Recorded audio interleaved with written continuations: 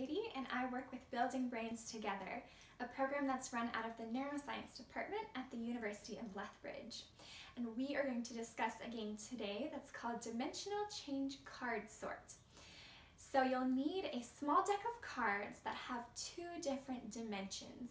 And the ones that we have on our website at buildingbrains.ca have a color dimension and a shape dimension. So that means we've got different shapes. We have some boats and some bunnies, and then within those we also have different colors. For example, with the bunnies, we're going to have a white bunny, a red bunny, and a blue bunny.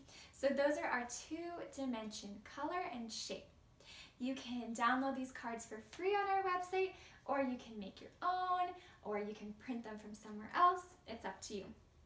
Essentially, you're going to sit down with your child and give them the deck of cards and ask them to sort the cards based on one of the dimensions, whichever one they choose.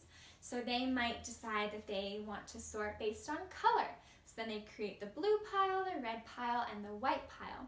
Or they might decide to do shape and they'd have the bunnies in one pile and the boats in the other one. After they're done sorting through the first time, ask them if there's maybe another way that they could be sorted as well.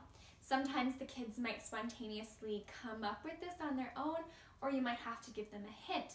But if they sorted by shape the first time, try to remind them that you could also sort by color the next time, or vice versa. So then you'll have them sort it a second time according to the other dimension that they didn't do before. Then if you want to make it even more challenging, you could also have them sort it a third time, but instead of telling them beforehand which dimension to use, start giving them negative or positive feedback as they begin, and they have to try to figure out which one you're thinking of.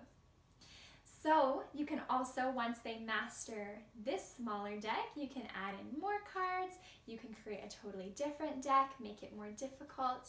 And this game has a lot of really cool benefits for your brain. First of all, working memory, of course, as they're remembering the instructions and what to do. And that's going to be super helpful in the future if they're doing mental math or reading, being able to hold those things in mind. Secondly, it also helps them to stop and think before responding.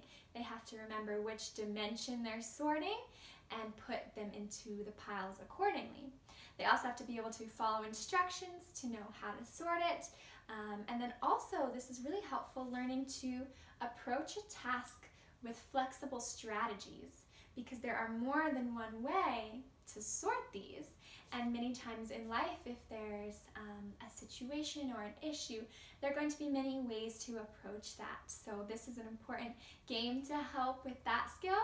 And finally, it also helps with emotional control as well. If they're having trouble remembering which way to sort it, they can learn slowly over time how to deal with their frustration, and this is useful in so many other scenarios. But maybe when they're just feeling especially tired and grumpy one day, practicing this can really help them to keep their emotions in check.